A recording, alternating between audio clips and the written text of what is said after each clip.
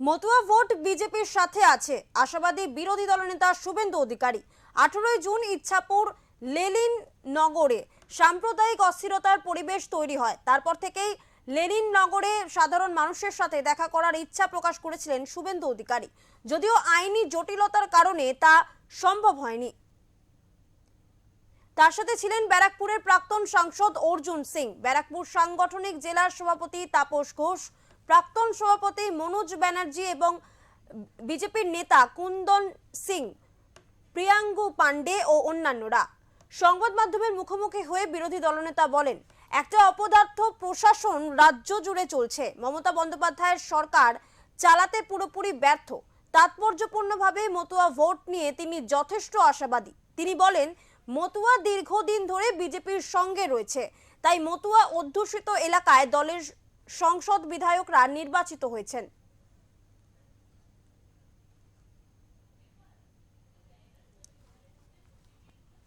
আমরা উপস্থিত হয়েছি পরিবর্তন রৈলীকে সামনে রেখে।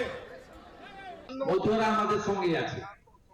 আপনি ইতিহাসের বই পড়বেন, 1907-8 সালে ঠাকুর হরিচাঁদ ঠাকুর, গুরুচাঁদ ঠাকুর মতুয়া সমাজ তৈরি করেছিলেন ধর্ম পরিবর্তন আটকাতে।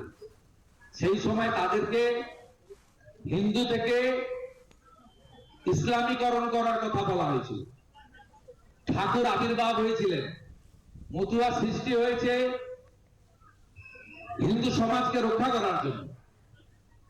এবং স্বাধীনতার পরে একমাত্র প্রধানমন্ত্রী বা মুখ্যমন্ত্রী যিনি ঠাকুরের জন্মস্থান ওরাকান্দিতে গিয়ে প্রণাম করে এসেছেন, তার নাম হচ্ছে নরেন্দ্র মোদী। মতুয়ারা আমাদের সঙ্গে থাকেন বলে